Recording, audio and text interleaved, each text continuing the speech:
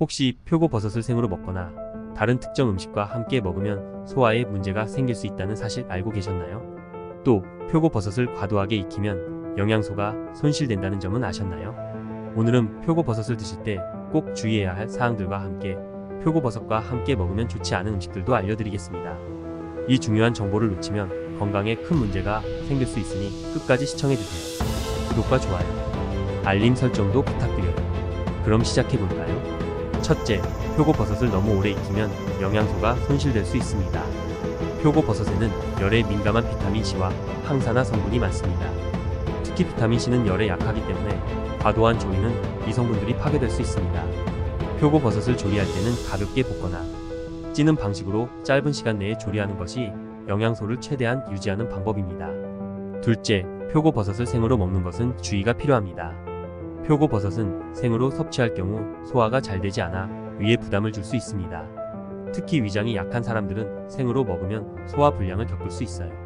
가능하면 표고버섯은 익혀서 먹는 것이 더 안전하고 영양소 흡수에도 유리합니다. 셋째, 표고버섯을 과다 섭취하면 소화 불량을 유발할 수 있습니다. 표고버섯에는 섬유질이 풍부하지만 과도한 섭취는 복부 팽만감이나 소화 불량을 유발할 수 있습니다.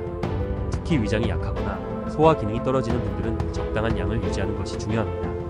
넷째, 표고버섯과 특정 음식은 궁합이 좋지 않습니다.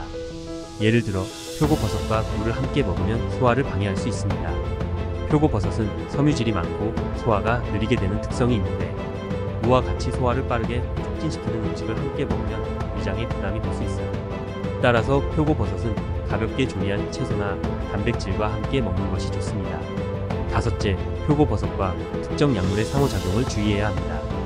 표고버섯은 면역력을 강화하는 효능이 있는데 면역 억제제를 복용 중인 분들은 표고버섯을 섭취하면 약물 효과가 줄어들 수 있습니다. 또한 항응고제나 혈압약을 복용 중인 분들도 표고버섯이 혈액 응고에 영향을 미칠 수 있으니 섭취 전에 반드시 의사와 상의하는 것이 안전합니다.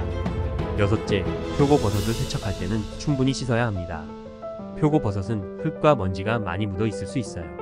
흐르는 물에 여러 번 헹구고 깨끗하게 세척한 후 요리하는 것이 중요합니다.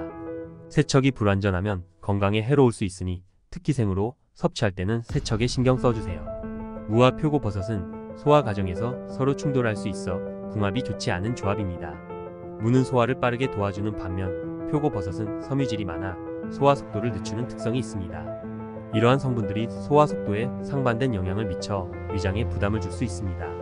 따라서 표고버섯을 요리할 때는 무와 같은 소화 촉진 식품과는 피하고 대신 가볍게 조리한 채소나 단백질과 함께 섭취하는 것이 좋습니다. 오늘은 표고버섯을 섭취할 때 주의해야 할 점들과 함께 궁합이 좋지 않은 음식들에 대해서도 알아보았습니다.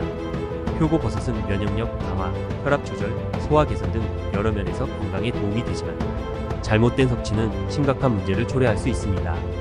가족의 건강을 생각하는 여러분, 이 주의사항을 꼭 기억하고 안전하게 섭취하세요. 구독과 좋아요, 알림 설정 잊지 마시고 다음 영상에서 또 만나요.